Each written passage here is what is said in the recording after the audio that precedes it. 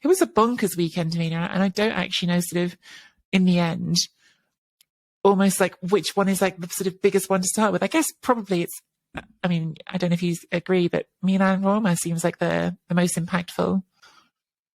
Yeah, it is. And you I guess when you look at some of the defending that's going on, you know, and the ability to really just play dirty when it's required, that is a little bit worrying for me. It's like you have to read the game at the end of the day, and you have to do what you can to make sure that teams don't manage these comebacks, especially when it's not in a number of minutes.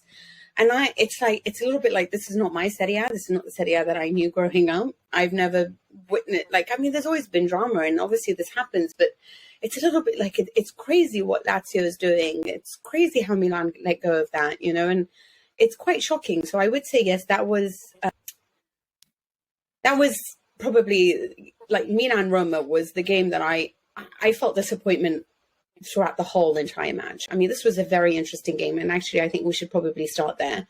So Milan go 2-0 up, and I'm sitting there watching 40 minutes of the minimum 40, if not like 42 minutes of the first half, was basically all Milan, you know. It was controlling possession, dominating, creating chances, you know. Obviously don't score goals, but it's just them just having a great time controlling, especially with Bennacer in the middle. I mean, I think he's just so fantastic to watch all the time. I think we'll get on to him a little bit later. Second half starts pretty much the same. There was a point where I was like, I can't watch this anymore. It's so dull. Like, I was so disappointed because I genuinely had been really looking forward to this match. I thought this was going to be very interesting. I personally had thought that this would be a game that would be over 2.5 goals, you know, both sides scoring, a little bit of action, a little bit drama. And I was annoyed that Roma, with everything that they do have, with Dybala back, with Tammy Abraham, weren't going to do more. And then Bennacer comes off, and Giroud comes off. And unfortunately, some of those substitutions were needed, and they did, and the alternatives, you know, didn't produce what we thought. And you could see there's perhaps a lack of squad depth. You could say whatever it is, but Roma have been the side that have been brilliant to watch from set pieces, right? I mean, 10 goals of their 21 goals come from set pieces. That is a 45% average. I mean, that's ridiculous. And then to concede twice in 7 minutes like that,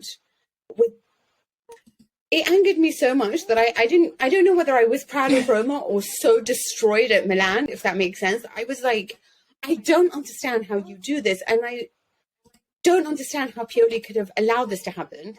But obviously it's not like all his fault. And I can't believe Roma, who didn't do anything for 85 minutes, didn't have a single shot on target till the 87th, managed to pull it off and get a point. I don't know whether to applaud them or be angry with them that they didn't show up until the very end, and maybe they could have actually won this match. Yeah, I totally agree with you. I mean, it was like, it's not new, is it? Like, when we get a big game with Jose Mourinho in it, this is like decades old information. You sort of expect to see him not be overly adventurous, to use that low block and to camp out a bit. But it just felt so lifeless, you know. And it's one thing to set up and to do that, like, we're not going to push you, we're not going to press you.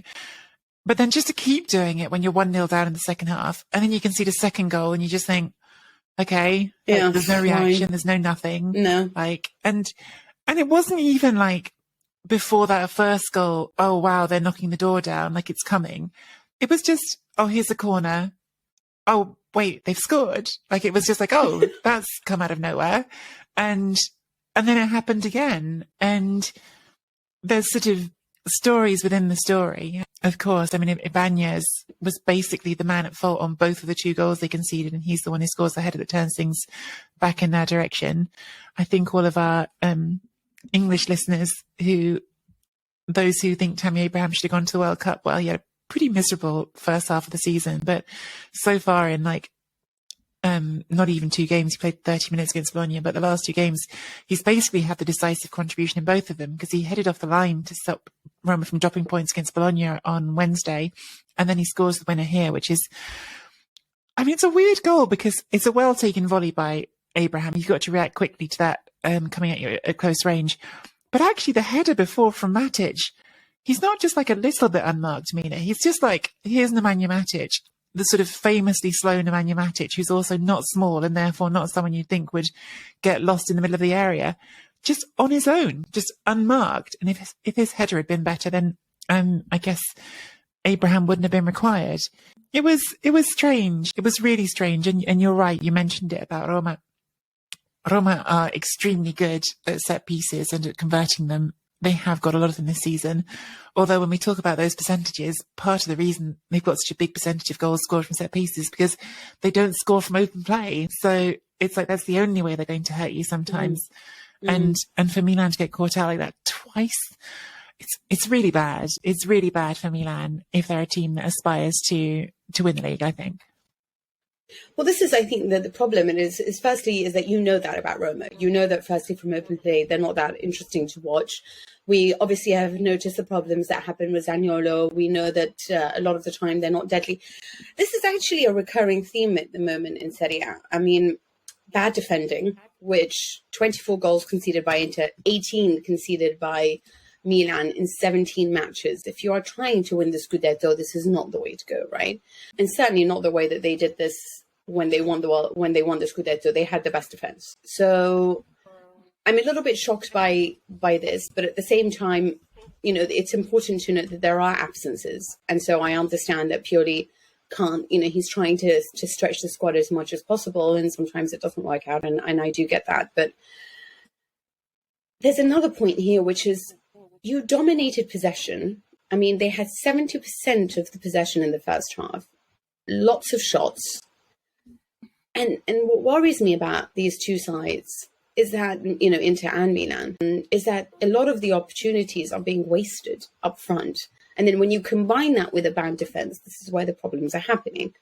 And it's almost like these teams are so brilliant, but like, you know, they're so interesting to watch, so well prepared tactically. And then there's this major flaw, which is we'll create 100, we'll score maybe 1 or 2, you know, and then concede those 2 because we're not actually very attentive at the back. And this is where you're having this crazy roller coaster of a ride because you don't feel that you can rely on them at all. You don't know what's going to happen between, you know, a Monza side or a Roma side. It could be a big team, it could be a small team. You don't feel safe right now watching either side play. And that is one thing that I think has been a recurring theme. And I just feel like either you figure out how to actually be a little bit more effective going forward and scoring the opportunities that you do create, or figure out how to shore up that defense. But it's got to be one or the other. And these major flaws are just ruining everything that when it comes to watching it. Yeah, I'm sure we're going to get to Juventus. I mean, it's classically Allegri's sort of comment. And he said it before, like the best defense wins Serie. I mean, I'm not talking about he said it 5 minutes ago. I'm talking about he said this during previous winning runs at Juventus when he was proving it. And I haven't checked this in a while, so I off the top of my head, I'm not sure if I'd be right for the last few seasons, but I know that a few seasons ago, I went and had a look through it, and it was something like 8 or 9 out of 10 of the previous seasons, the team that conceded the fewest goals did win Serie A. So, like, there is a strong correlation there. Now, you can go too far with correlation. The only team that won it without doing that was, in fact, Sarri's Juve. There you go. And I think you can go too far with that correlation because often, actually, if you look at it, the team that has conceded the lowest goals and won the league, I think in a lot of those seasons had also scored the most goals. So, like, a lot of the times you just had very dominant teams that were just doing both, that were just better than everyone. That's true. So, like, it can be a little bit sort of too simplistic just to hone in on that. But this is a good way, I would say, to not win leagues, is to, when you're in positions that are winning positions, to not win games. Whatever else is or isn't the big picture, this was a game that Milan had won at 2-0 up. They had won this game. They just had to see it out, and they didn't. And of course, there's individual sort of stories within that. I think, no question, losing Mike Maignan for so much this season has been a huge blow. Mike Maignan it's been, when he arrived at Milan, was a hugely impactful player, not just for the saves he made, actually, but for how much he contributed to distribution. Tatarusanu is not as good. but it doesn't change this story in this game. This game was a game you had won and you didn't win it. You just threw it away. Well, I guess the other question that I have on this topic is that there are absences for Milan, and we have to recognize those. Is this a case of, at the end of the day, this is the best that we can expect until they have, a better squad and perhaps better replacements, so that when you do take off Benazer or you do take off Giroud, you feel like the players that can come on can make the difference? Or is this a case of, I don't know, because, I watch Spalletti and I feel like he's just made every single player in Napoli amazing to bring on. You don't ever feel that there is a second squad. Like, the whole squad's brilliant. Whichever sub comes on makes the difference most often than not. And so is this a case of, like Pioli's not doing enough with these squad players? But obviously it's really hard to get people on the same level as Benacer, right? Or on the same level as Giroud with all his experience. So do they just need, is it a market question? Or is it a case of, we know obviously that there's problems there if you're conceding this many goals, especially last minute goals. So there's problems there that he has to respond to, Stefano Pioli. But I also feel like the squad needs a little bit more. I think some depth would certainly not go amiss. And I think, for instance, if we're going to talk about the centre-back position specifically, has Matteo Gabbia really pushed on in the way that people weren't hoping he would? And if not, then have you got enough depth centre-back? It's funny, Mina, because I think instinctively, think about where they were on the way to winning the league title. It was a complete shortage of centre-backs. Kalulu comes in to play centre-back and it comes together and it works. Funnily enough, I think between Kalulu and Tomori right now, I think Tomori is more the problem than Kalulu, and that's not a great place to be. I'm not making a damning indictment of Tomori as a footballer, because I think he's a great footballer. I just think he's not been as good this season as last season. And I can't give you a complete explanation of that. There's always lots of things that go on, but he just hasn't. It's just sort of visible, I guess. You can see that he's not as good as last season. And so depth would help. Having more options would help. In the long run, maybe part of developing a young footballer is to say, well, we're going to stick through it, because Kalulu and Tomori can be your partnership for years, right? If you keep that partnership together, it can be there for years. And maybe sometimes you just have to say, well, part of learning is messing up, and this is a learning experience. But if you want to win the league, you can't throw away 2-goal leads against teams that are not easy to beat and you had beat. I just keep going back to that, Mina. We can talk about squad depth. We can talk about what helped them in the long run. I think Napoli's squad depth is a massive asset to them this season. But this weekend specifically, I can't bring myself to make a big narrative out of, it was the squad depth, it was this, it was that. You had won this game. And absolutely, easily, frankly. Roma were not in this game until the final 3 minutes. So it's not a big sort of picture story for me. That's a you messed up this game story. Can Roma make top 4? I don't know what to make of them after this game, because I didn't think they were good for most of it. This is precisely it. I don't think they've been good for a long time. And this inability, actually, the 10 out of 21 goals doesn't impress me. It makes me feel worried about their inability to create from open play. Does that make sense? I don't look at this and I think, oh, wow, what a fabulous team from set pieces.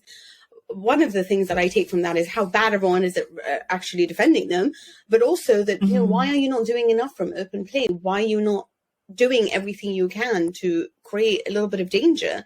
And to sit back and not do it until the end is very opportunistic. And don't get me wrong, I love opportunistic teams, but it angers me because I think Rome is better than this. So I think that's where it all really stems from. Interestingly enough, if we are going to talk about teams conceding in the last minute, there's obviously Lazio as well. But another match that was interesting to watch was Monza versus Inter, because nobody expected this to be going this way, especially not after the pulling off that beautiful performance against Napoli.